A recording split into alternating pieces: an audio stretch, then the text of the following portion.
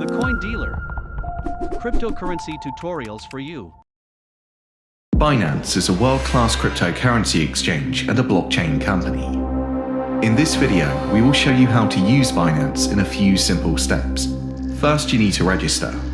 Enter your email, password, and referral ID code if you have one. Also, make sure to check the terms of use.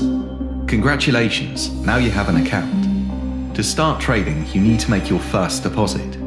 Simply click Deposit in the Funds section. Select coin you want to exchange and copy the address. Use it to send exactly the same coin from the other wallet. If you want to withdraw, just click Withdrawals in the same section. Select any of the available coin and put the correct address. Now hover your mouse on the exchange and select any of the available trading pair: BTC, ETH, BNB, or USDT. Then pick the coin you want to trade.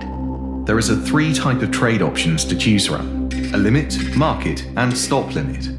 Choose one and you are ready to make your first trade. And that's it. If you have any questions, please feel free to read the FAQ or submit request. Now you are ready to go. Binance, exchange the world.